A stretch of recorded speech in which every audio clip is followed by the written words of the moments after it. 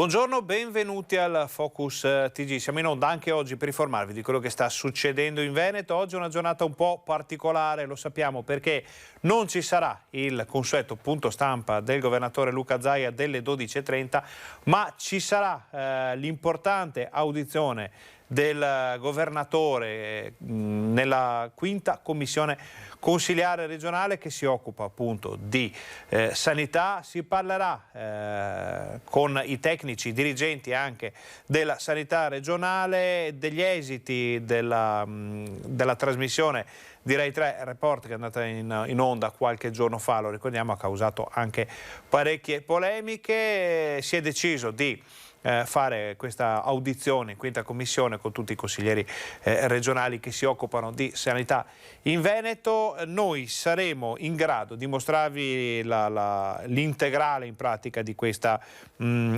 commissione che viene messa a disposizione dal Consiglio regionale del Veneto. Non è ancora cominciata, non è ancora partita, quindi noi siamo sempre attenti quando partirà. Ci collegheremo immediatamente con Venezia per capire, perché sicuramente c'è un versante tecnico importante da sottolineare, ma ci sarà anche un aspetto politico da comprendere. Ci saranno gli interventi sia di Zaia che dei consiglieri anche di minoranza. Naturalmente sarà una riunione anche molto calda secondo alcuni presenti, quindi saremo in grado poi di mostrarvi tutto quanto. Per quanto riguarda invece l'emergenza coronavirus, fra poco avremo i dati a disposizione per capire sia dove sta andando la situazione pandemica in Veneto, sia da che parte stanno andando anche le vaccinazioni, perché sappiamo che il Veneto sta facendo un gran numero di vaccini, si aprono sempre più slot, i cosiddetti slot, si aprono sempre più possibilità anche per classi di età che non erano previste. Addirittura pare che l'ULSS 7 sia pronta ad aprire agli over 50 in anticipo se gli over 60 non si presentano tutti, proprio per la grande disponibilità di dosi che abbiamo in questo momento in Veneto. Detto questo, noi facciamo un piccolo riassunto delle puntate precedenti, come si dice in gergo, e andiamo a vedere con la regia di Fabio Verin il servizio che ha confezionato la nostra redazione sulla situazione della pandemia e sulla commissione, con le ultime dichiarazioni di Luca Zaia, ovvero quella della conferenza stampa di ieri. Non ci siamo mai rifiutati di attivare le commissioni d'inchiesta. Risponde così il presidente Zaia alla richiesta delle opposizioni, una delegazione presente nella sala stampa della Protezione Civile al termine della conferenza stampa che si era tenuta all'esterno, di istituire una commissione d'inchiesta sulla gestione della pandemia durante la seconda ondata. Non è una sorpresa, mi sembra che è il minimo che poteva scaturire questo dibattito, no?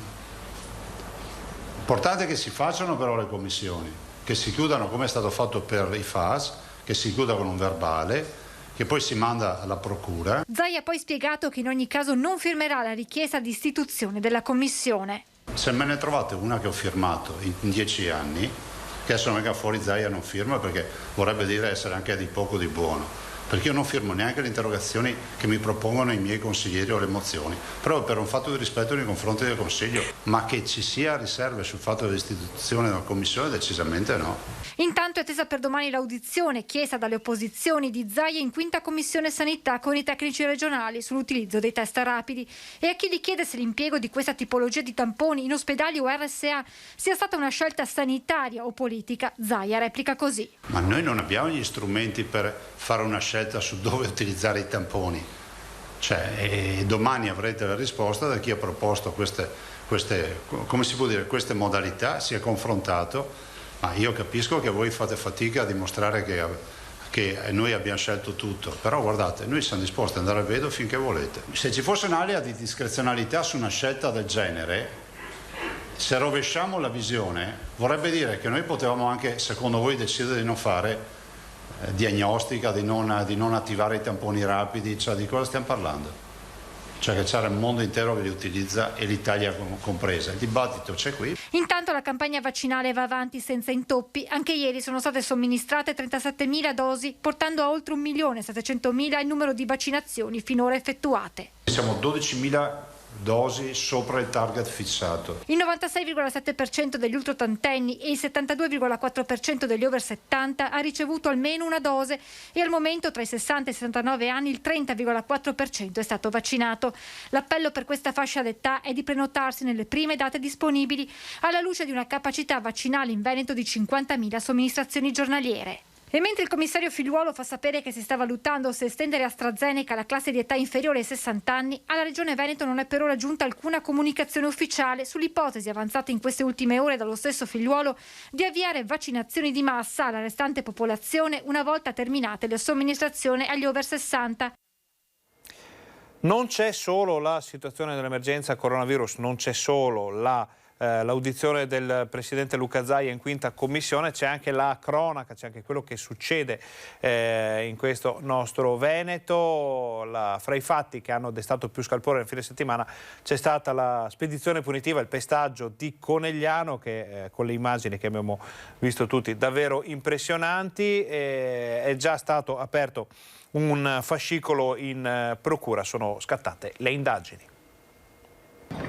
Indaga per lesioni aggravate la Procura della Repubblica di Treviso dopo il pestaggio di 3 giovani macedoni di 18, 19 e 24 anni ieri pomeriggio in piazza Cima a Conegliano, scatenato a quanto emerso finora dalla rivalità per una ragazza. 7 gli assalitori, anche loro di origini macedoni, alcuni dei quali minorenni. La polizia sta esaminando i filmati delle telecamere di videosorveglianza, ma anche i video circolati nei social poco dopo l'azione fulminea che si è consumata in piazza di fronte agli occhi spaventati di decine di persone. È un fatto di una gravità inaudita e assoluta per una città come Conegliano, un evento assolutamente imprevedibile. Sembrerebbe infatti che assuma i contorni di una spedizione punitiva per tranquillizzare i cittadini e ovviamente verranno disposti e intensificati i controlli di sorveglianza del territorio, di vigilanza. Noi faremo un comitato mercoledì, quindi ne sapremo di più, da parte ovviamente per quello che è possibile, fermo restando le esigenze di riservatezza e eventualmente delle indagini in corso. Si cerca di capire come sia potuto succedere e quindi anche eventualmente prevedere delle azioni anche che possano finalizzate a prevenire fatti di questo genere. Non siamo abituati evidentemente in questo territorio a quelle scene, a quei fatti. Non è la prima volta che a Conegliano accadono scontri violenti tra gruppi di giovani o aggressioni con conseguenze gravissime. Nel luglio scorso un 23enne senegalese era stato arrestato per tentato omicidio dopo essersi accanito contro un 20enne albanese nella zona tra via 21 Aprile e piazza Aldomoro. Conegliano, che poi insomma è il secondo comune della provincia, sicuramente presenta tutte quelle sono le criticità di un centro urbano di una certa grandezza. C'è anche una concentrazione, questi sono anche cittadini, diciamo così, stranieri, ma nel senso che probabilmente si tratta anche di bande di persone che non sono completamente integrate. Quindi è un territorio presidiato, il che purtroppo, ecco, anche la repentinità e anche il luogo assolutamente all'aperto, in un pomeriggio tranquillo, insomma, ecco, purtroppo nulla faceva presagire un fatto di questo genere. La quinta commissione consiliare regionale che si occupa di sanità e nella quale inizierà fra poco l'audizione del Presidente Luca Zaia su quanto è emerso durante la penultima puntata della trasmissione Report, deve ancora iniziare. Noi siamo sempre collegati con Venezia, con Palazzo Ferrofini per poter entrare subito in diretta qui sul canale 18 e sulla nostra pagina Facebook per far vedere quando comincerà l'audizione. Nel frattempo diamo un'occhiata a quella che è la cronaca di queste ultime ore, perché c'è stato un incidente ancora da verificare del tutto a Venezia, dove una donna è stata trovata morta in casa, pare addirittura che sia stata schiacciata dal letto. È stata la figlia a trovare il corpo senza vita della mamma 55enne, quando domenica sera è entrata nella sua abitazione in sestiere d'Orsoduro a Venezia. Le prime indagini dei carabinieri, giunti poco dopo sul posto, fanno ipotizzare che si sia trattato di un incidente domestico. La donna, infatti, era riversa a terra e secondo una prima ricostruzione sembra che sia stata schiacciata dal letto contenitore. La dinamica però è ancora in fase di accertamento da parte dei militari del nucleo natanti e della Compagnia di Venezia, che hanno eseguito un sopralluogo accurato dopo l'intervento del su M118. Si attende l'esito dell'autopsia per accertare le cause del decesso ed escludere altre ipotesi che non siano l'incidente domestico. E c'è stato questa mattina un incidente dall'esito mortale che ha causato grandissimo dolore in tutta la Pedemontana. Dovremmo già avere le immagini, perché alle 5:30 a San Vito di Altivole, in provincia di Treviso, in via degli Alpini, c'è stato un sinistro nel quale ha perso la vita Girolametto Elisa Girolametto, 19enne, studentessa universitaria di infermieristica, residente a Riese Pio X, ma di origini bassanesi. La giovane si stava recando a svolgere il tirocinio pratico in una struttura per anziani di Monte Belluna alla guida della propria auto. Per cause che sono ancora in via di accertamento ha perso il controllo della vettura, si è schiantata fuori strada, è andata a sbattere contro un muretto di recinzione e la macchina ha preso fuoco. Sul posto, per i rilievi del caso, i carabinieri della stazione di Riese Pio X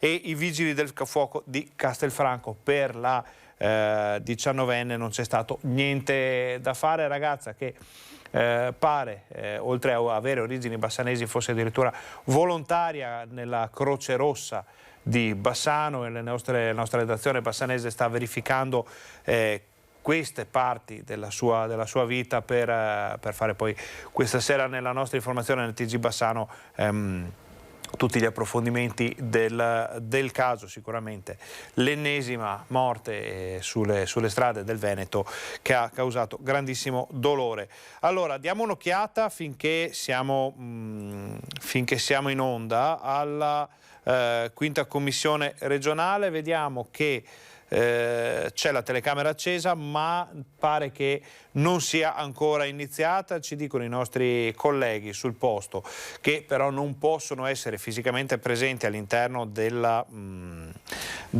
del Consiglio regionale, perché la quinta commissione ha una sala dedicata, però data l'importanza dell'argomento, dato anche il fatto che molti consiglieri volevano assistere in presenza rispetto a quanto succede ultimamente con alcuni che seguono le riunioni a causa dell'emergenza coronavirus da casa in videoconferenza o dall'ufficio in videoconferenza, si è deciso di utilizzare la sala ufficiale del Consiglio regionale del Veneto, però su richiesta dello stesso governatore la trasmissione sarà in diretta, in streaming, quindi chiunque potrà vederla, però non saranno accettate truppe, giornalisti estranei all'interno della sala, proprio non tanto per un discorso di stampa ma quanto per evitare qualsiasi rischio inutile in un momento così delicato dell'emergenza coronavirus. Quindi noi abbiamo i nostri giornalisti sul posto che però sono fuori dalla sala. Fra poco ci collegheremo appena sarà possibile anche con Filippo Fois della redazione di Venezia per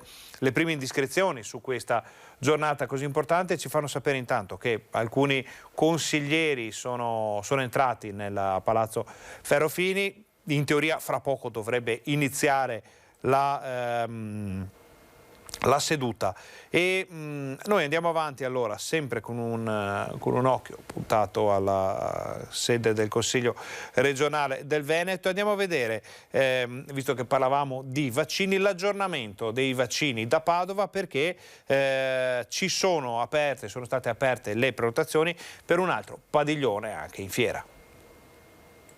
La legge Zan deve essere approvata. È una cosa incredibile che l'Italia a livello europeo sia ancora così indietro su cose che la società civile, i giovani, le persone che vivono la loro sessualità in maniera abbastanza serena siano bloccati da un Parlamento e dai giochi parlamentari su questo. Poi Fedez fa il suo lavoro.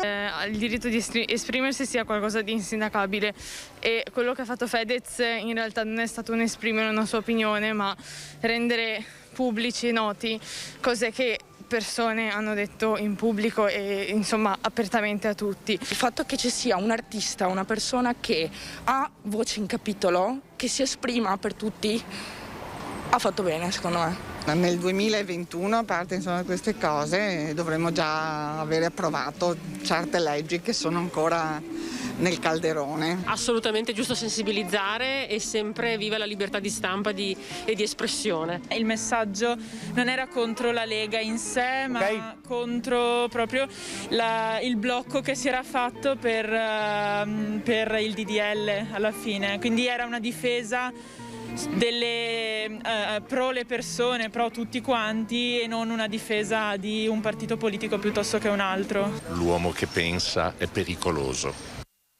Allora, questa era una raccolta di opinioni dei padovani, in questo caso sulla bagarre che è sorta, sappiamo, attorno alle dichiarazioni di Fedez, il cantante, sul concertone del 1° maggio, sul DDL Zan, tutta la vicenda molto complessa. Abbiamo sentito cosa ci hanno detto i padovani. Fra poco andremo a vedere che cosa succede invece a Venezia, a Palazzo Ferrofini, ma noi ora facciamo una brevissima pausa pubblicitaria. State con noi perché torniamo fra pochissimo.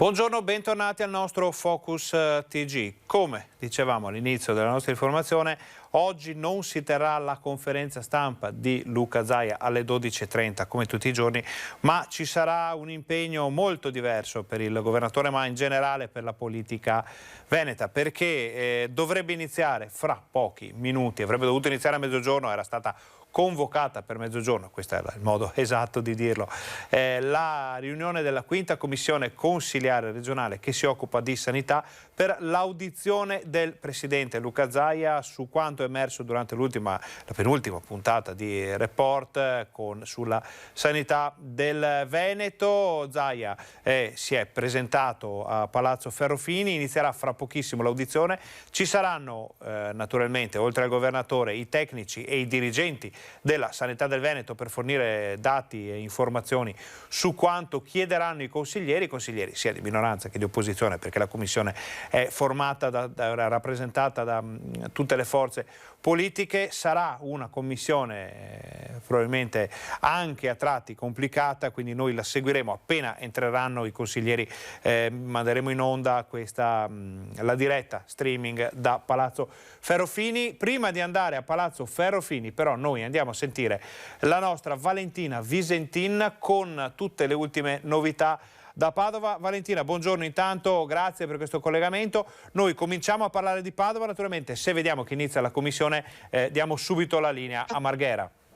Allora, noi siamo in grado di darvi i primi dati perché è in corso proprio in questi momenti la conferenza stampa dell'azienda ospedaliera con il report settimanale sui contagi. Diciamo che la prima parte è stata piuttosto incoraggiante perché il direttore generale Dalbena ha parlato di un calo sostanziale dei casi. Attualmente in provincia si è abbassato il numero ed è sotto le 4.000 unità e quindi sono 3.880 circa i casi attualmente positivi. Si è abbassato anche l'indice di positività, cioè il rapporto tra tamponi processati e tamponi effettivamente poi positivi, che è intorno al 3,2%. Questo è un dato che riguarda le ultime 2 settimane. Quindi un trend a ribasso che fa molto ben sperare, ma questo non induce ad abbassare la guardia, lo ha ripetuto più volte il direttore generale, perché sono abbassati anche i ricoveri per Covid e soprattutto il dato che fa riflettere è che dei nuovi positivi solo una piccola parte, cioè su circa 400 nuovi casi, solo 67 sono over 65. Questo è un indicatore molto importante perché ovviamente dagli over 65, over 60 si è iniziata la campagna vaccinale, quindi vuol dire che attualmente i nuovi casi sono soprattutto sotto i 60 anni. 65 anni però è ancora l'età media delle persone ricoverate nelle varie aree, quella meno critica, l'area medica, fino a quella più critica che è la terapia intensiva. Un dato però che fa riflettere è un aumento di accessi al pronto soccorso pediatrico, quindi vuol dire che ci sono più bambini che presentano sintomi simili Covid o Covid. Quindi questo è un dato che fa alquanto riflettere. Io sono arrivata più o meno qui alla conferenza stampa, stanno dando i numeri delle varie occupazioni di letti nelle 3 aree dei reparti, cioè l'area medica, l'area semi-intensiva e l'area intensiva, ma questo poi vi aggiorneremo ovviamente nelle edizioni serali dei nostri telegiornali. Per quanto riguarda invece il fronte vaccinazioni, è stato aperto ieri il padiglione 8 della fiera che si aggiunge al padiglione 6 e la cosa incredibile è che se a pieno regime potrebbe garantire circa 60 linee vaccinali in tutta la fiera, quindi con il padiglione 8 e il padiglione 6 aperto. Al momento però al padiglione 8 saranno attivate circa una decina di linee che si aggiungono a quelle già operative al padiglione 6. Il padiglione 8 sarà gestito dall'azienda ospedaliera e se messo a regime completamente, quindi potrebbe garantire addirittura 9.000 vaccinazioni in un giorno. Questo ovviamente sperando che arrivino anche le dosi di vaccino, ma questo è per dare un'idea del potenziale che potrebbe esserci in fiera, visto che 9.000 vaccinazioni al giorno si sono raggiunte in tutta la provincia di Padova il 1° di maggio. Certo. Valentina, prima di lasciarti, abbiamo anche già cronache importanti a Padova oggi? Al momento non ci sono notizie di cronaca se non quella che avevamo già parzialmente dato ieri sera, cioè di un festino, di un rave party abusivo che è stato scoperto dai carabinieri nel Montelozzo a Bo. 13 persone che sono state denunciate e sanzionate per questa festa abusiva sui Colli Ugani, che aveva radunato appunto 13 persone, ben oltre il coprifuoco nella notte tra il 1° e il 2 di maggio. Queste sono le notizie di cronaca e poi insomma saremo in grado di aggiornarvi ancora se ci sono novità dell'ultima ora. Allora, naturalmente, come sempre Valentina, se ci sono notizie importanti non esitate a richiamarci, noi siamo in diretta per seguire la commissione, la riunione della 5ª commissione, quindi le daremo non appena arriveranno. Grazie, buon lavoro. Grazie a voi, buon lavoro. Torniamo in studio, ringraziamo Valentina Visentin per questa prima infarinatura sulle notizie padovane, dati importanti che arrivano dalla campagna vaccinale del Veneto. Questo però lo sapevamo perché insomma è partita ormai di slancio questa fase della campagna, si cerca di portare più persone possibile a fare vaccino, addirittura dicevamo prima ci sono delle aziende sanitarie che aprono a fasce di età inferiori rispetto a quelle previste per il momento, proprio per non avere vaccini fermi, siccome dosi ce ne sono e ce ne saranno molte, allora si tenta di coprire il più possibile. In attesa dell'inizio della riunione, noi andiamo a vedere invece quelli che sono gli ultimi dati disponibili per quanto riguarda l'emergenza coronavirus in Veneto. Sono quelli di ieri sera, ci dicono che a ieri sera avevamo 21.381 persone positive in Veneto, erano 372 in più rispetto all'ultima rilevazione, per un totale dall'inizio dell'emergenza coronavirus di 413.878. Si è arrivati anche a 381.117 persone guarite, quindi che si sono negativizzate. Purtroppo è sempre da tenere di conto quella che riguarda la tabella che riguarda le morti legate al coronavirus, perché sono morte 11.380 persone dall'inizio dell'emergenza coronavirus. A questo punto torniamo in studio, vediamo più tardi la seconda parte della tabella. Se non ci sono novità riguardanti la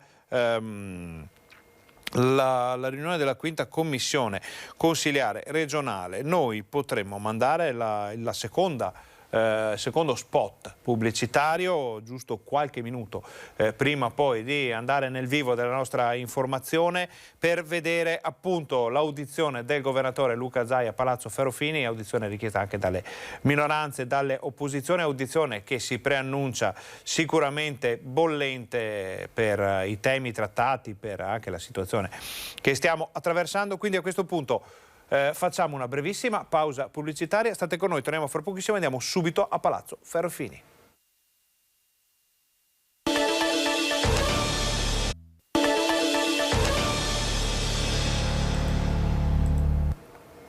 È iniziata l'audizione in commissione, ve la facciamo vedere in diretta.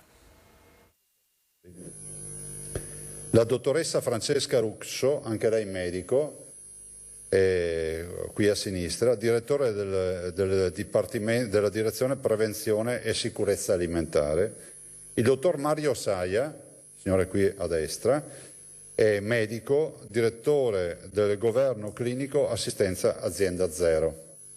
L'ingegner Paolo Fattori, eccolo lì, è direttore, è un ingegnere ovviamente, è direttore della struttura di progetto di potenziamento straordinario della rete ospedaliera, cioè colui praticamente, fondamentalmente nella fase Covid, è quello dei numeri e dei progetti, del controllo di gestione di tutto quello che poi sono state le strategie. Il dottor Paolo Rosi, medico, che è al fianco dell'ingegner Fattori, è direttore del Dipartimento regionale Regione Veneto, SUEN 118.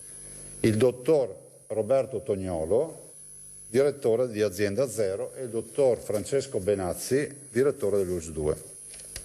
Io ho finito, nel senso che ho finito la parte della lettura e adesso vengo...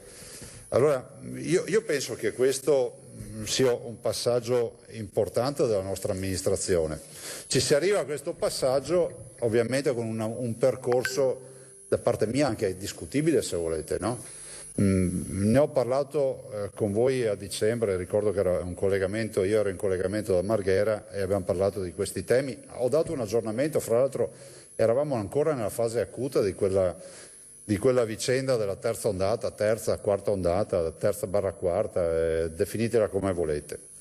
Però volentieri oggi riprenderei il ragionamento e siccome poi questa sarà una pietra miliare, no? Perché l'audizione su un tema come questo, con una, diciamo, un preludio che ha avuto, che sicuramente ha creato molta attenzione e ha sicuramente creato molto dibattito, è giusto che io lo faccia, diciamo, in maniera pulita, senza avere discorsi scritti, tanto i numeri me li ricordo tutti e ve lo faccio dal primo giorno.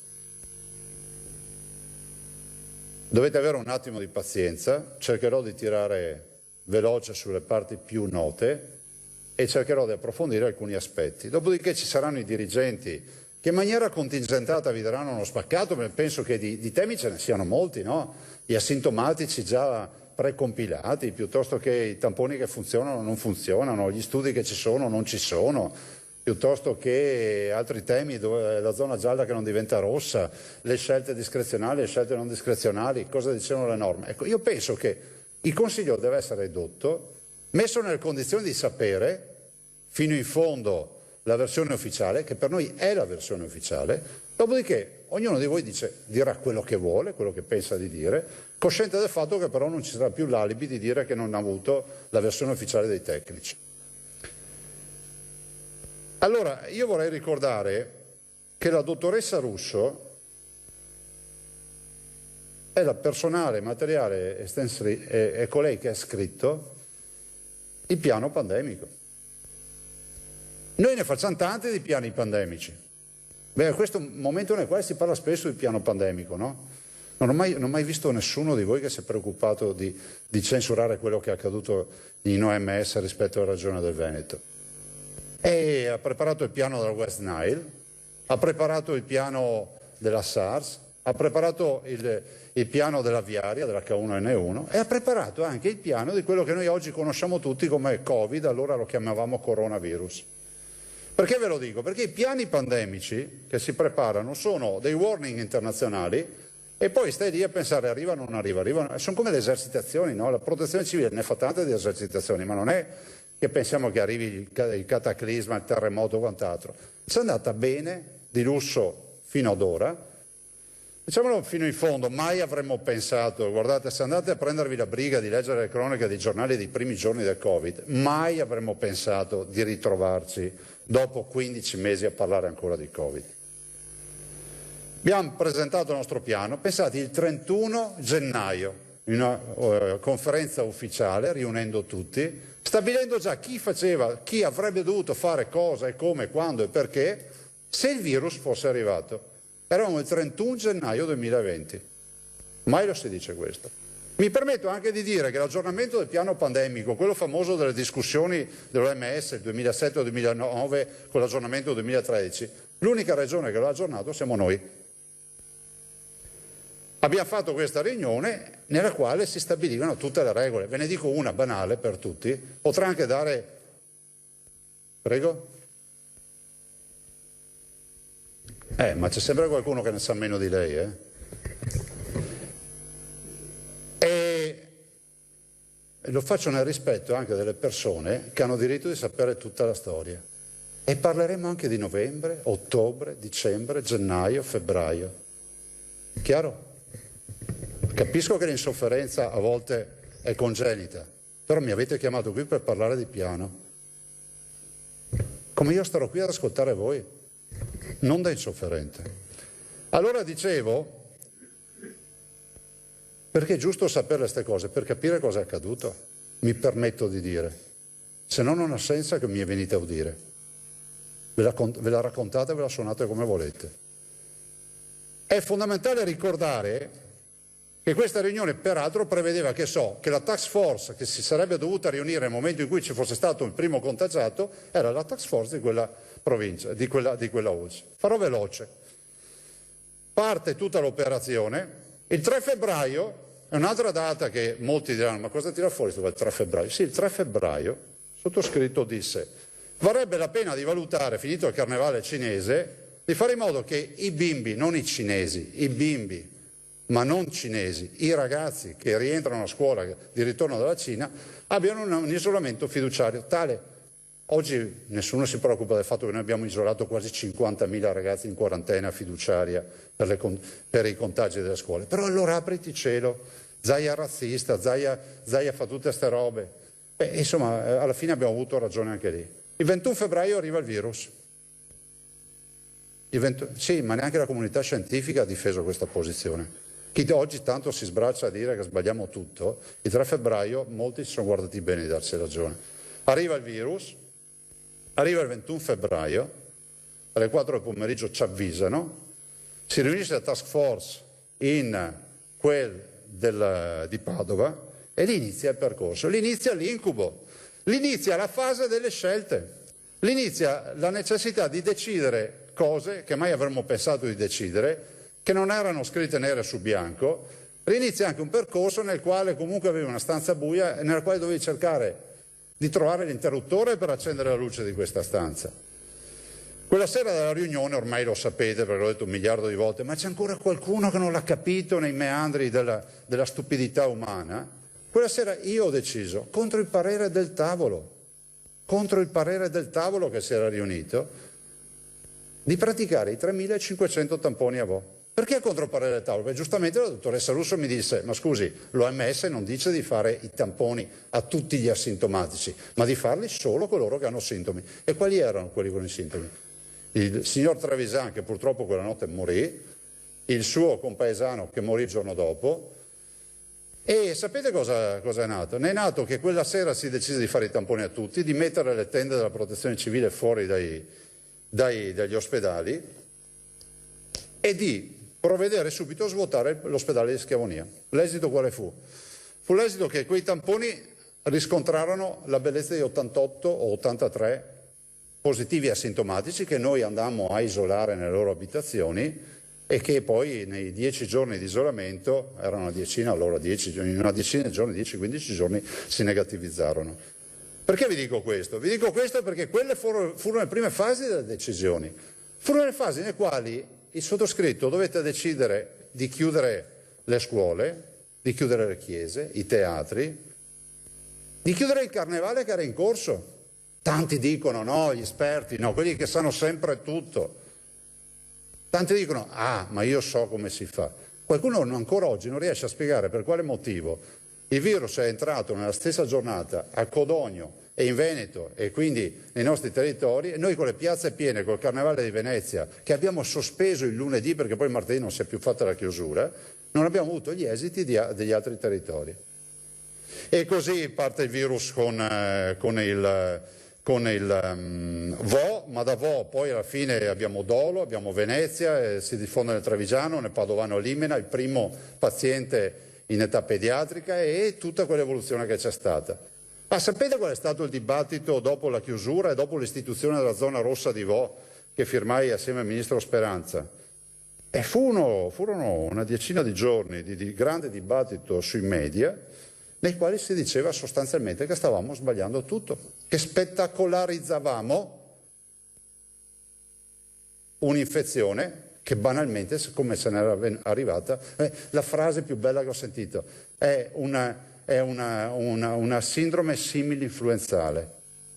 Non serve fare i drammatici. Mi ricordo che quando il collega Fontana indossò la mascherina, apriti cielo, sta diffondendo ansia e terrorismo, gli scienziati, la mascherina non serve. Vabbè, al di là di questo, da lì è iniziato il nostro percorso, e faccio veloce, consigliere Camani. Da lì inizia il nostro percorso perché non avevamo la diagnostica. Parliamo di diagnostica. Allora, la diagnostica rapida era rappresentata, ma è arrivata già alla volta di marzo, non prima. I cinesi cominciano a diffondere sui mercati la prima diagnostica rapida, era il famoso test sierologico, che detta proprio in maniera on the road era il pungidito, cioè ti pungevi il dito, prelevavi la goccia di sangue, c'era una saponetta per la reazione, la cui attendibilità, vabbè, non è sicuramente quello di un test molecolare. Dall'altro noi iniziamo la fase di diagnostica vera, no? Che è l'unica che abbiamo, che è la PCR, che sono i test molecolari, che sono i tamponi. Pensate, io mai avrei pensato di avere oggi una contabilità di quasi 10 milioni di tamponi fatti tra molecolari e test rapidi. E lì si iniziò. Vi do solo un dato. Noi abbiamo il 20 marzo abbiamo 2150 o 170 tamponi molecolari realizzati. La punta massima dei tamponi molecolari realizzati nella storia del Covid è stata a dicembre a 27.000 su 72.000 tamponi di quel giorno. Abbiamo potenziato sicuramente la rete. Considerate che noi abbiamo un laboratorio di riferimento, il laboratorio del professor Crisanti, prima del professor Palù, dell'Università di Padova, che è il laboratorio di riferimento. Sono 1500 metri quadri di laboratorio, sono comunque il più grande laboratorio italiano, e poi 13 microbiologie, il dottor Rasso è il coordinatore, che sono le microbiologie del Veneto. E onestamente, cari signori, come non conoscevo il professor Crisanti, che ho conosciuto dopo, non conoscevo neanche loro, neanche i 14-13 primari, perché mai uno. Quanti virologi conoscevate voi? Conoscevate Bassetti, conoscevate Galli, conoscevate altri immunologi, infettiviologi o altro? No, perché poi alla fine il Covid ci ha portato una conoscenza di un mondo che prima non si conosceva. Allora, noi abbiamo avuto la prima fase che abbiamo gestito con un lockdown che è iniziato l'8 di marzo, è finito il 4 di maggio, una fase nella quale il lockdown era vero, cioè ci siamo chiusi in casa, con uno spirito anche diverso perché avevamo paura di morire.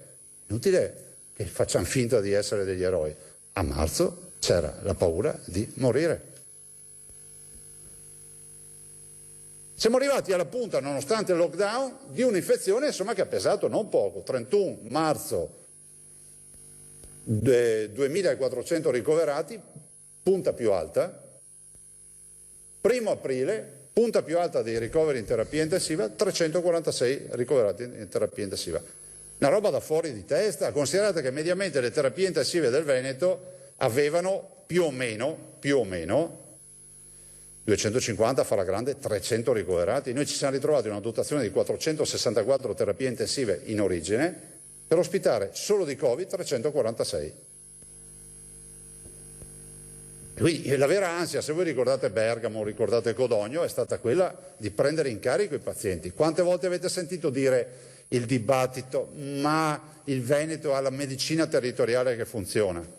Che nasceva come giustificazione o lettura indiretta per dire da altre parti è andata peggio perché loro avevano un altro modello organizzativo. Può essere. Io penso anche che la sfortuna delle ondate di Covid non sia mai misurabile, perché vi dico che nei giorni nei quali Codogno era in ginocchio noi facevamo il carnevale.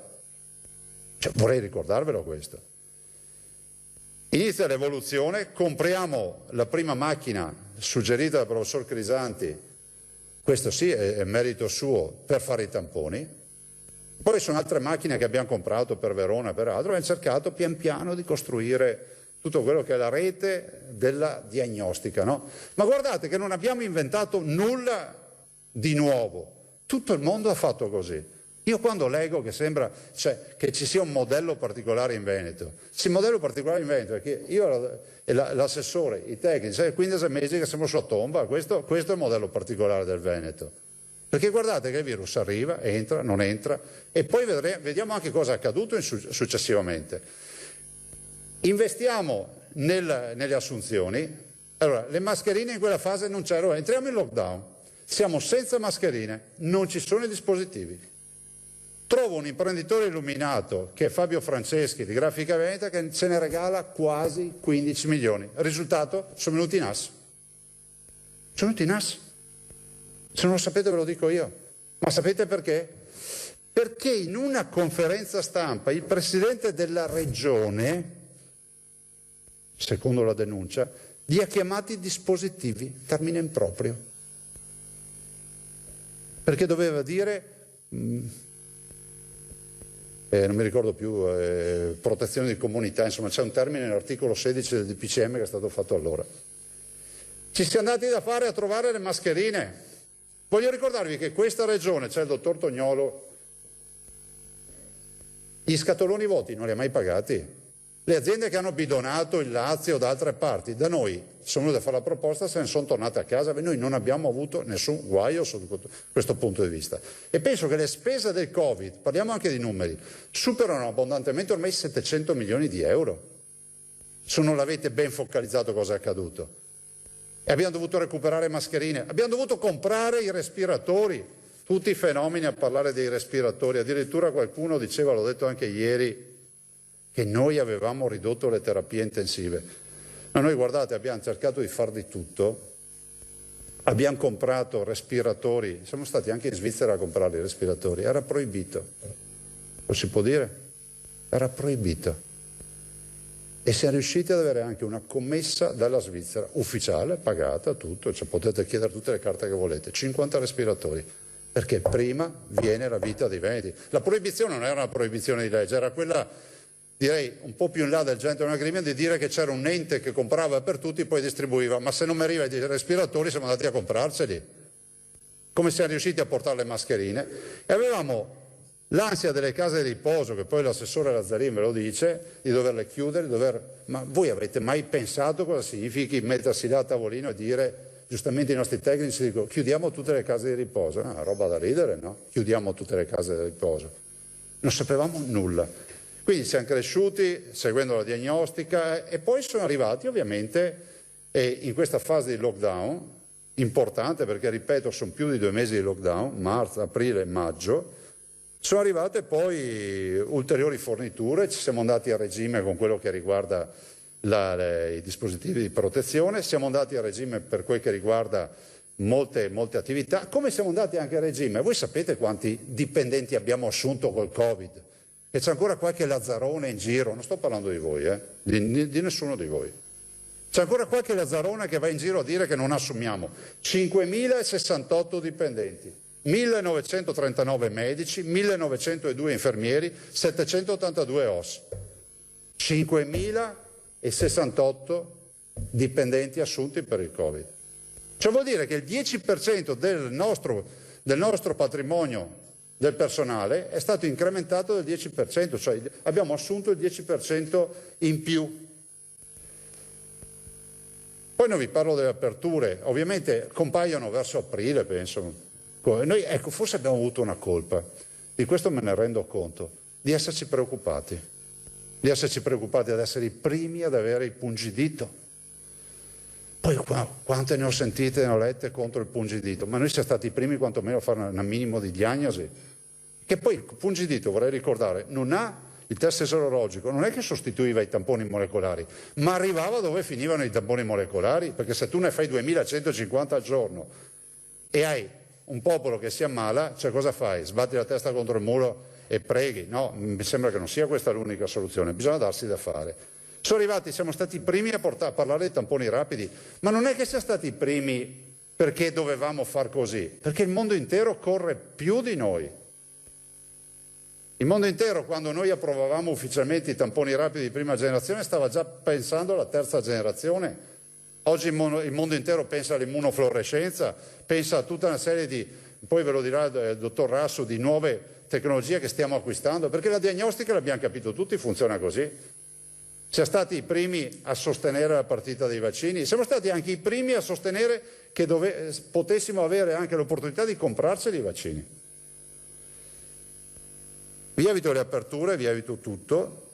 Siamo arrivati all'estate e abbiamo avuto la seconda ondata. Il virus della prima ondata non c'è più, sparisce. C'è la mutazione della prima ondata.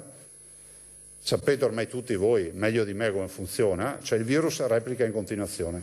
Cioè vuol dire che quando entra nell'ospite lui comunque cambia.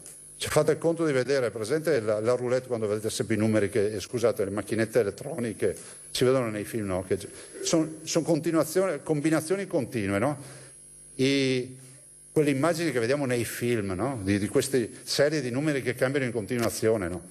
Funziona così, però mantiene delle parti fisse.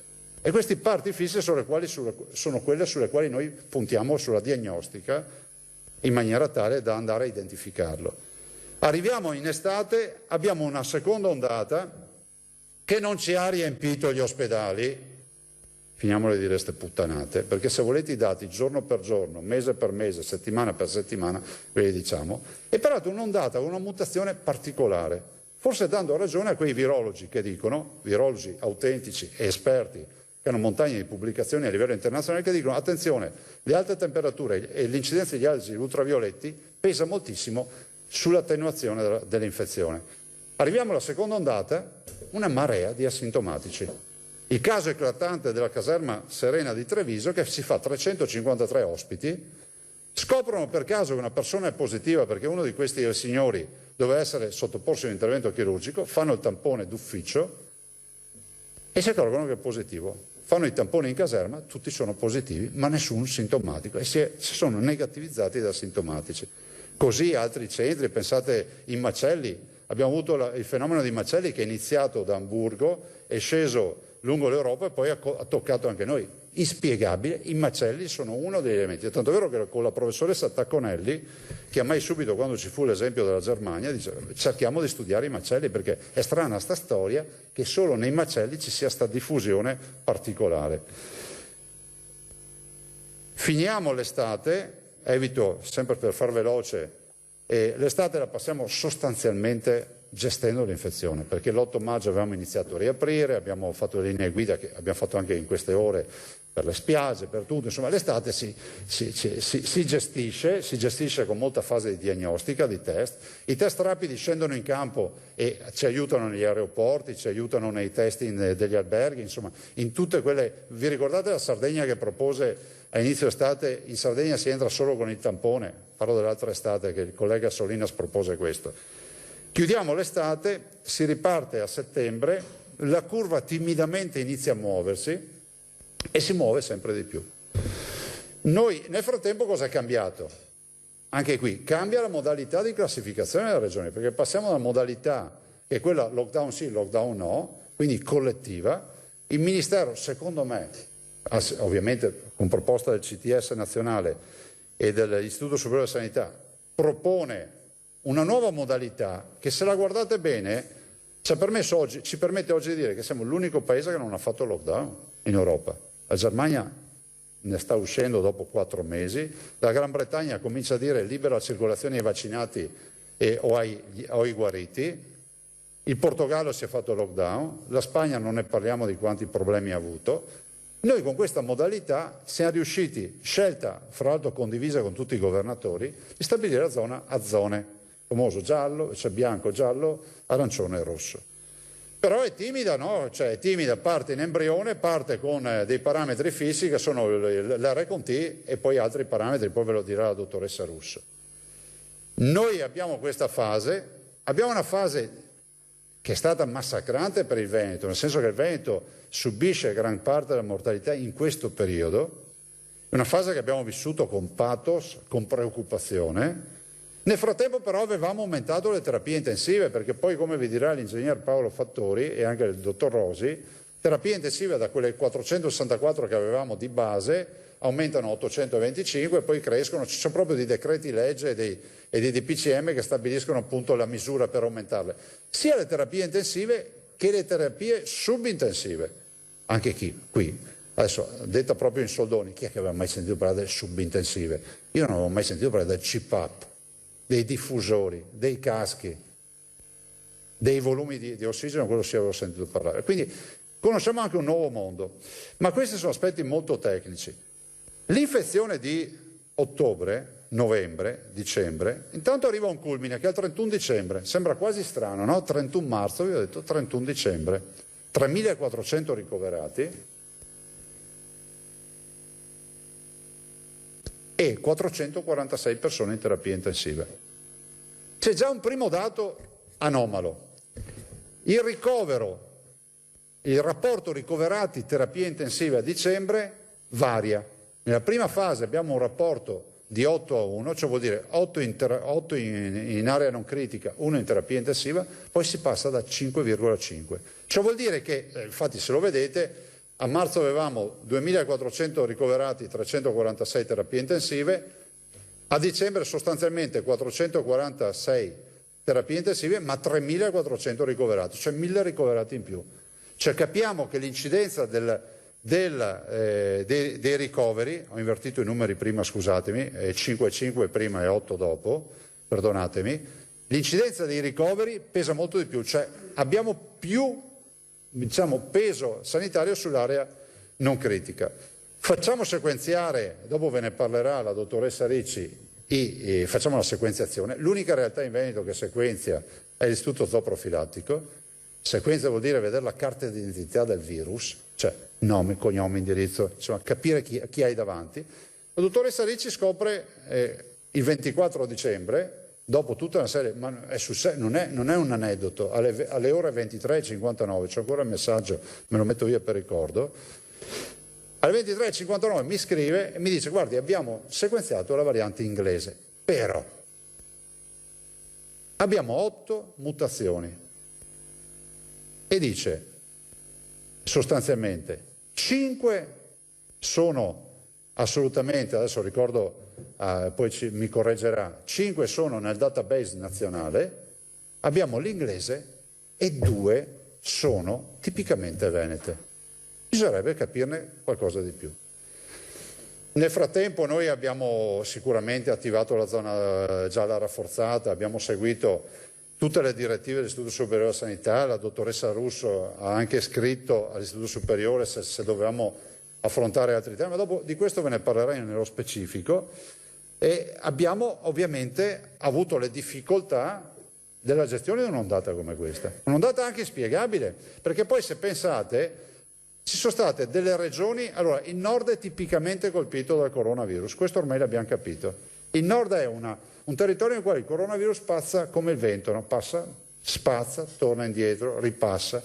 Tanto è vero che prima di noi l'infezione colpisce la Lombardia, colpisce l'Emilia Romagna, dopodiché, fa Piemonte, siamo in autunno, fa Piemonte, Lombardia, Piemonte, Liguria, arriva da noi, Emilia Romagna, perdonatemi, nella successione, arriva da noi Trentino Alto Adige, Friuli Venezia Giulia. Si polarizza nel nord-est del paese, coinvolgendo anche la Carinzia e la Slovenia. Spiegarla questa roba è impossibile. Noi abbiamo contezza di questo, crea ovviamente un ciclo di mortalità che ha colpito duramente il Veneto, ma ha colpito anche altre regioni. Fra l'altro sulla mortalità vi ricordo che il Veneto, per l'incidenza dei morti in totale su 10.000 abitanti, è l'8ª regione in Italia anche in questo momento. Ma se vedete le altre regioni, sono tutte regioni del nord, cioè quelle che vengono prima di noi sono tutte le regioni del nord, a iniziare dalla Val d'Aosta che è ancora rossa, per passare ovviamente a Lombardia, Liguria, Emilia Romagna, Friuli Venezia Giulia. C'è tutto uno studio fra l'altro sulla mortalità di Covid. In quella fase noi abbiamo utilizzato una marea di tamponi,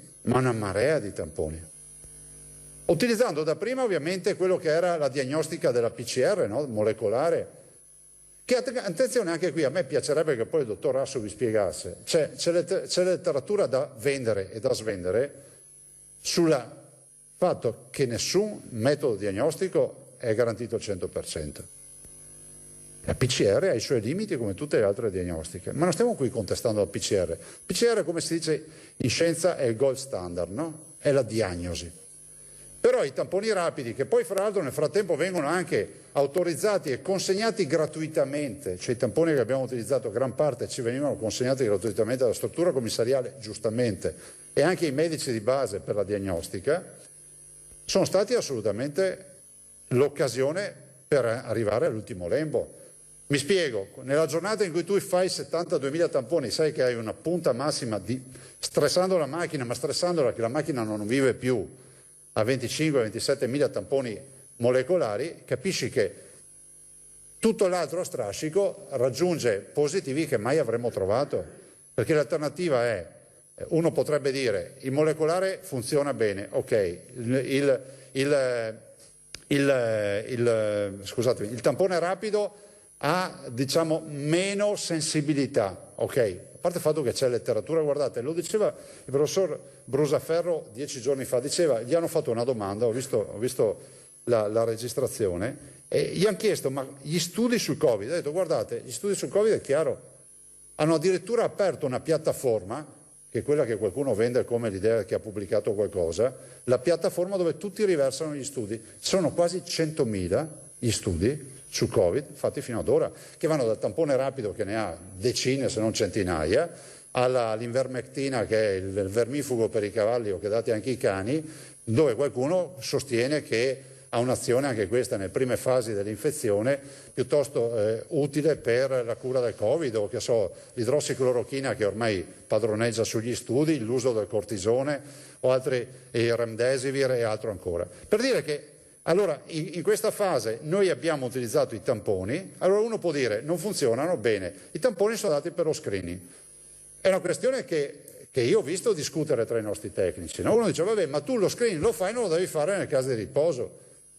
Ma in una condizione come quella, le circolari ministeriali e le circolari in generale, anche le indicazioni OMS e il CDC, parlano chiaro, nel senso che nel momento in cui tu non riesci a garantire la pronta risposta, devi comunque aumentare la frequenza del testing. Ma questo è un aspetto che vi verrà spiegato bene dopo. Alla luce di tutto questo, noi ne veniamo fuori ovviamente con le ossa rotte da questa vicenda, con la grande preoccupazione di non mandare in tilt il sistema sanitario. Diciamo oggi a bocce ferme che ancora l'obiettivo che ci eravamo preposti, quello di non lasciare nessuno a terra, è stato raggiunto, perché comunque grazie al lavoro immane dei nostri sanitari e tutti coloro che hanno lavorato, comunque siamo riusciti a prendere in carico tutti. Ricordo che non ci sono altre regioni che possono vantarsi di questo, dopo vi faccio anche degli esempi. Ma è altrettanto vero che noi veniamo fuori da questa fase. Il 1° gennaio inizia, stranamente, anche qui stranamente, se voi guardate la curva ad esempio dell'uso dei tamponi rapidi, che noi abbiamo continuato a utilizzare, vedete ad esempio che noi verso metà dicembre abbiamo il crollo dei contagi e noi continuiamo a utilizzare i tamponi rapidi. La curva scende stranamente dai primi di gennaio e ha fatto un paio di mesi di discesa totale per poi riprendere con la terza, quarta fase, che è quella che conoscete, che è quella in corso. Cosa accade nel frattempo? Accade che, guardate, il problema dello studio, quando noi abbiamo visto ad esempio il tema dello studio del professor Crisanti, io penso che non sia un problema, anzi sia un fatto di valore, no? Se una persona scopre qualcosa, lo mette a contributo, c'è un comitato tecnico scientifico, peraltro il professore è membro dal primo giorno del comitato tecnico scientifico e non è mai uscito e nessuno mai l'ha mandato via, vorrei anche ricordare, e si fanno delle discussioni. Dopo il dottor Saia vi dirà quante discussioni sono state fatte, quanti pareri sono stati scritti, chi li ha scritti e chi si è sempre rifiutato di farli i pareri. Allora tu dici, il problema non è che tu mi dica che quest'acqua è inquinata, ma facciamo qualcosa per avere l'acqua buona, e comunque facciamo in modo, ed è esattamente il mandato politico che noi abbiamo dato ai dirigenti, di verificare fino in fondo, perché il minimo rischio si sospende tutto. Dopodiché loro vi diranno, lo dirà la dottoressa Ricci dopo e anche il dottor Flor, vi diranno quali sono state le risultanze o quali sono i ragionamenti da fare assieme alla dottoressa Russo. Cioè il tampone rapido, il problema non è lo studio o gli studi. Tra l'altro c'è uno studio di The Lancet, che è lo studio di riferimento dei tamponi rapidi, chi lo volesse ve lo giro se non riuscite a trovarlo, che è lo studio, diciamo, quello di riferimento, quello fatto proprio all'inizio con campioni paurosi, c'è migliaia di persone, è lo studio sul quale tutti fanno riferimento nel mondo scientifico.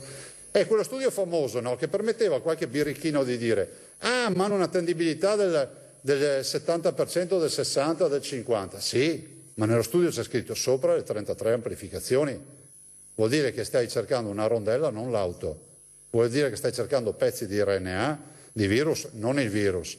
Voi sapete che questa è stata una battaglia che ad esempio noi come Veneti abbiamo sollevato dal punto di vista scientifico, e qui va dato merito al dottor Rigoli e poi assieme a tutti i colleghi nel dire guardate che noi continuiamo a cercare positivi che non sono di fatto positivi. Oggi è assodato a livello internazionale, sopra un tot numero di amplificazioni significa che non è più virus infettante ma sono pezzi di RNA di quel virus. Ma queste non sono robe che comprendono, vi dico le robe che c'è le cose che io sento discutere. Noi non apriamo le scuole, anche qui una bella polemica sulle scuole, no? Zaia, troglodita, di tutto mi sono sentito dire, come se noi ci divertissimo a non aprire le scuole, che è una sconfitta non aprire una scuola, no? Non apriamo le scuole a gennaio, le procrastiniamo di un mese.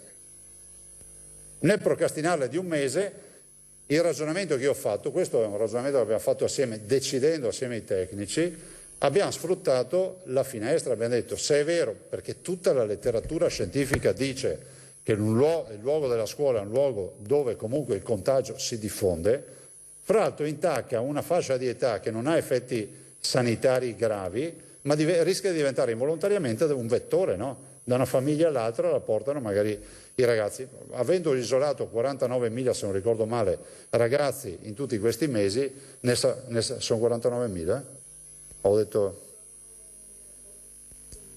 78.000 ragazzi messi in quanti positivi?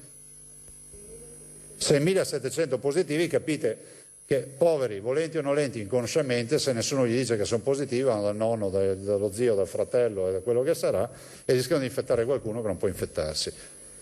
Peraltro vorrei ricordare anche una cosa, nelle case di riposo a dicembre, giustamente la dottoressa Russo col piano di sanità pubblica prevede anche l'aumento della frequenza dei tamponi da 4 giorni per gli operatori e ogni 20 giorni per gli ospiti, partendo dal presupposto che se gli ospiti non vanno al bar, non vanno in discoteca, non vanno a fare assembramenti in piazza, non prendono lo spritz, gli unici elementi di rischio sono quelli che entrano fino a prova contraria, no? Noi arriviamo, sospendiamo l'apertura delle scuole, apriamo, diciamo, approfittiamo del periodo finestra, approfittiamo di avvicinarci il più possibile alla bella stagione e un po' la storia ci ha dato ragione, perché altre regioni, quelle soprattutto che hanno aperto prima, penso alla Toscana, penso all'Emilia Romagna, penso anche a altri colleghi, non è un fatto di politica, è un fatto di scelta, puoi aver fortuna oppure no, cioè magari andava peggio a noi come è andata peggio a dicembre, comunque si sono beccate una terza ondata pesante. Noi ad esempio la terza ondata non è stata così pesante come nelle altre regioni. Voglio ricordarvi che l'Umbria è stata sotto acqua in apnea per settimane. Voglio ricordarvi che noi abbiamo prestato respiratori alle Marche. Voglio ricordarvi che l'Emilia Romagna ha chiesto ospitalità nelle terapie intensive. Voglio ricordare insomma che è stata una terza ondata non banale. Noi l'abbiamo vissuta quando uno si scotta con l'acqua calda, poi la fredda non gli fa più effetto. Noi l'abbiamo vissuta, diciamo, un po' più sportivamente, fra virgolette, perché avevamo il ricordo di quello che è stata un'autentica ondata di dicembre. Ma la terza ondata c'è stata in Italia. I 500 morti al giorno li abbiamo avuti, e ce li abbiamo, purtroppo, ed è un'ondata che in alcune regioni sta ancora pesando tanto. Noi non ne siamo usciti, abbiamo avuto un calo, se voi vedete, se qualcuno avesse il grafico su carta ce l'avete, no? Della curva di terapie intensive, vedete il crollo della terza ondata in Veneto, però ancora non ne siamo fuori, 400, 500, 900 diciamo positivi al giorno comunque vengono trovati, quindi bisogna non calare l'attenzione. Nel frattempo si sta preparando la campagna vaccinale, e vado a chiudere, una campagna vaccinale sulla quale abbiamo investito in maniera importante, È una campagna vaccinale che ci permette di dire che oggi noi siamo assolutamente i primi a livello nazionale per numero di vaccinati su 100.000 abitanti. In moltissime giornate, se non in quasi tutte, siamo i primi a livello nazionale. Abbiamo già vaccinato per oltre 1.600.000 prime dosi. Se continuerà così saremo nelle condizioni di dire che sicuramente prima dell'estate avremo vaccinato anche i cinquantenni. Non nego che probabilmente anticiperemo di molto i cinquantenni, lo dicevo anche ieri, ma vedendo un po' che i 60-69 anni hanno dilatato le loro prenotazioni da qui al 19 maggio, per evitare che ci restino buchi strada facendo, probabilmente anticipiamo. Sui vaccini, guardate, i vaccini che ci stanno arrivando, tranne qualche, come si può dire, omaggio non programmato che ci arriva magari questa settimana, sono arrivati 100.000 Pfizer in più, sono esattamente tabellari. Noi abbiamo in mano questa tabella da dicembre, vorrei anche dire, ma lo dico, non sto difendendo la mia parte politica, difendo chi ha fatto un buon lavoro. Cioè, vorrei ricordare che noi governatori abbiamo in mano una tabella che ci dà le forniture per 200 milioni di dosi fino a dicembre 2021. Il cambio di passo è che ci arrivano i vaccini, che erano esattamente quelli che ci avevano promesso, e io spero che si incrementi ancora di più, perché non è che stiamo vaccinando di più perché è cambiato qualcosa, vacciniamo di più perché ci mandano più vaccini. Noi i nostri 60 centri vaccinali ce li abbiamo e penso che sia fondamentale ringraziare anche 1.300 persone che abbiamo schierato nei centri vaccinali, che poi per noi è una fase di preoccupazione. Perché se avessimo dovuto avere un'ondata stile dicembre o stile marzo del 2020 e con i sanitari impiegati nella sanità per curare i cittadini, dall'altro avremmo anche avuto la difficoltà di gestire i centri vaccinali per le vaccinazioni. I vaccini funzionano, è crollata l'accesso in ospedale ad esempio degli over 80 che ormai abbiamo vaccinato al 96%, crolla quella dei settantenni che ormai sono vaccinati all'oltre l'80%.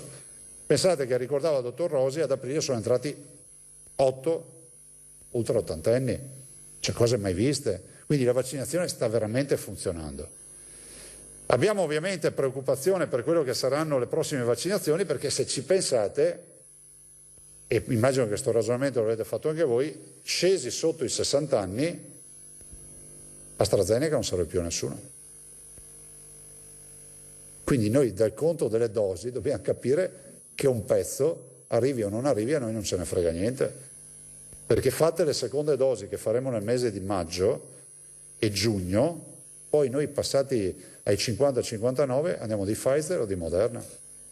Non è vero che si può utilizzare, o meglio è vero che si può utilizzare, ma anche è vero che è raccomandato sopra i 60 anni. Quindi la Regione del Veneto, anche qui come informazione, ha fatto una scelta di imporlo sopra i 60 anni, anche per togliere l'imbarazzo ai medici che si trovano davanti alla necessità di certificare delle anamnesi, che poi sono dei documenti ufficiali che li espongono. Quindi i medici nostri sanno che sopra i 60 anni c'è la totale copertura, e anche se magari su qualche vaccino si dice fortemente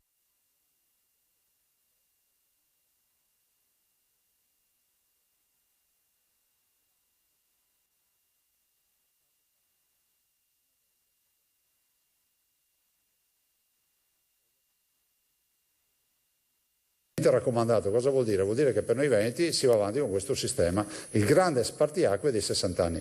Non è stato facile con i vaccini, perché noi abbiamo avuto AstraZeneca under 55, under 65, over 60. Cioè mettetevi nei panni di una programmazione. Ci siamo ritrovati molte volte in mezzo al guado non sapendo da che parte andare. Però devo dire che la macchina ha risposto bene e i risultati si vedono. Siamo i primi a livello nazionale per l'utilizzo di monoclonali. Guarda che i monoclonali non sono una fantasia, come ha detto qualcuno, che servono per le multinazionali.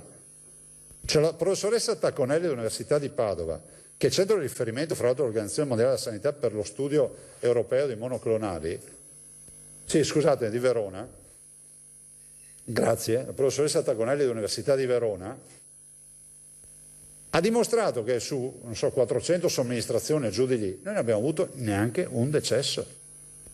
Ma siamo anche qui stati i primi a muoversi. Io ricordo quando vidi la cura di Trump e in TV, anzi vidi un articolo di Bloomberg, e chiamai subito, chiesi il contatto con l'amministratore delegato di Eli Lilly, che fu il primo a produrre il famoso monoclonale, E da lì si iniziò a spingere, perché guardate che a livello nazionale non è che ci sentivano tanto sui monoclonali. Oggi i monoclonali rappresentano una nuova frontiera, una frontiera interessante, dove nelle prime fasi della malattia, penso, mi perdonerà il consigliere Lorenzoni, se il consigliere Lorenzoni nella fase in cui si è contagiato avesse avuto i monoclonali, se la risolveva con infusione in ospedale.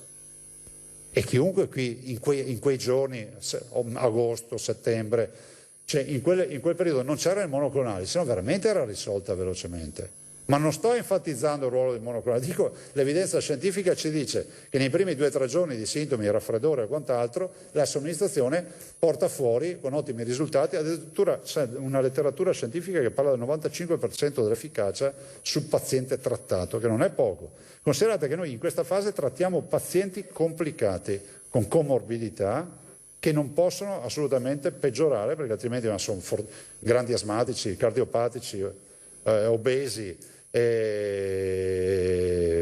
diabetici e altro. Quindi li trattiamo e i dati che ci dà la professoressa Tacconelli sono straordinari. Io penso che adesso l'evoluzione, ve lo dico, l'evoluzione sarà quella di passare dall'infusione all'intramuscolo. Nel momento in cui passiamo all'iniezione intramuscolare, capite che la medicina del territorio avrà più padronanza su questo fronte. In generale dico che, e chiudo, io sono a disposizione poi per le domande che vorrete fare. Adesso parleranno i tecnici, duri quel che duri, il Consiglio, sono anch'io convinto che insomma devo anche spezzare una lancia e dire che abbiate la possibilità di dire nei tempi previsti del Consiglio, dalle sedute di aula, diciamo, no? Di parlare. A me spiace una cosa, ve lo dico proprio umanamente, mi spiace che in questa avventura, o meglio in questa disavventura del Covid, in quello che è accaduto, no? Perché io l'ho sempre definito un incubo, lo è stato da un punto di vista sociale, cioè 11.000 e più morti, e abbiamo ricoverato oltre 20.000 persone guarite, abbiamo oltre 400.000 contagiati intercettati di 9 milioni di tamponi, le tragedie familiari, tutto quello che è accaduto. Io ero convinto che ci potesse essere una no-fly zone, però devo prendere atto che fin dal primo giorno sono stato criticato per la quarantena dei ragazzi, siamo stati criticati per il pungidito che non serve a niente, siamo stati criticati per i tamponi, siamo stati criticati per tutto quello che abbiamo fatto, cioè non c'è nulla che abbia funzionato. A me spiace, ma non mi spiace personalmente, mi spiace per loro che hanno sempre lavorato assieme a tutti i nostri clinici, mi spiace perché il Veneto, come si può dire, è una mosca bianca, no? Cioè, abbiamo cercato di buttare il cuore oltre l'ostacolo. Non c'erano le istruzioni per l'uso, non c'erano le istruzioni per l'uso. Ci hanno sbagliato gli scienziati, ma noi non siamo perfetti, Io non vengo qua né a giustificarmi e né a farmi processare, ma vengo qua a dirvi com'è stata sta storia. Guardate, noi ci mettiamo la faccia tutti i giorni. E non ci mettiamo solo quella parte del corpo, perché prendiamo decisioni. Sono decisioni codificate, sono decisioni comunque che sono sancite dalla legge, perché i miei tecnici sanno che la mia parola d'ordine è sempre una, gliela potrei far dire a tutti che è legalità, ma comunque vanno prese le decisioni. A me quelli che giocano la schedina il lunedì mattina mi fanno sorridere. Non è facile gestire questa tragedia, mai avrei pensato da amministratore a trovarmi davanti a questa tragedia. Non sto facendo il patetico, neanche la vittima. Vi sto dicendo lo stato d'animo che ho coltivato in questi mesi. Siamo tutti pagati, voi quanto me, dai veneti per fare il nostro mestiere, giusto? Voi quanto me. Io dico, se siete così convinti, dopo questo Consiglio regionale, ripeto, dove io resterò qui, che ci sia qualcosa di illegale, qualcosa che comunque che è stato gestito in maniera maldestra, che ravveda responsabilità personali, individuali, del sottoscritto, dell'assessore, di qualche tecnico, metteteci a faccia una volta, andate in procura e fate una denuncia. Almeno chiariremo una volta per tutte la verità. Noi non abbiamo nulla da nascondere e non ci sentiamo neanche nella condizione di essere trattati come dei lazzaroni o di poco di buono, perché quando noi parliamo la gente ci guarda e ci giudica e dietro ad ognuno di noi ci sono famiglie, ci sono responsabilità personali e c'è anche qualche mente malata in giro. Quindi io resto a disposizione, adesso cedo, non so se funziona così, insomma, e io vi ringrazio, so che per qualcuno è stata noiosa la mia esposizione, la prossima volta non invitatemi, e siamo assolutamente a disposizione, quindi segnatevi le domande, sentite i tecnici, però veramente vi chiedo, ascoltate i tecnici. Noi veniamo qui col cuore in mano.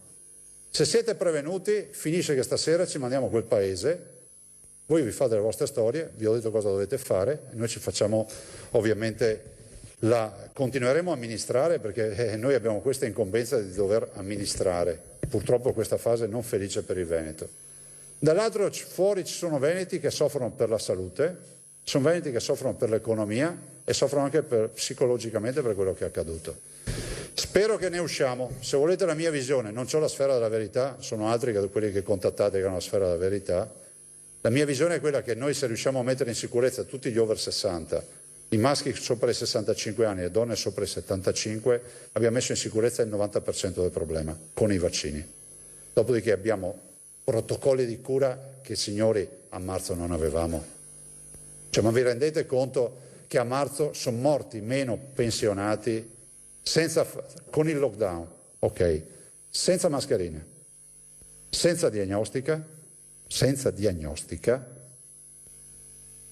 senza, diciamo, tutte le conoscenze che abbiamo adesso, e siamo arrivati a dicembre, sono morti più nonni con le mascherine, con la diagnostica, con i protocolli di cura e anche ormai con molti nuovi farmaci che prima non avevamo.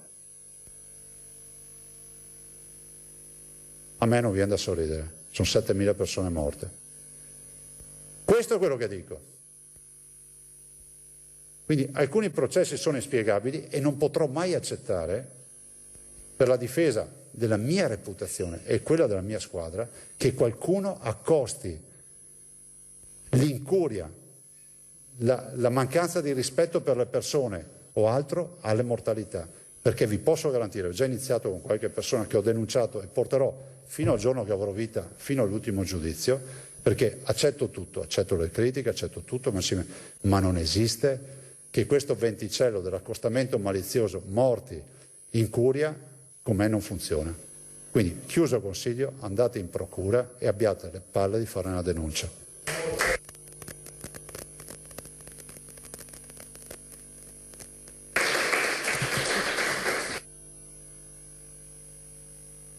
Ringrazio il Presidente Luca Zaia. Io mi scuso con l'assessore, dobbiamo sospendere per una questione di sicurezza per sanificare i locali esattamente per 10 minuti, quindi alle 14:33. Dichiaro chiusa la seduta. Sospesa.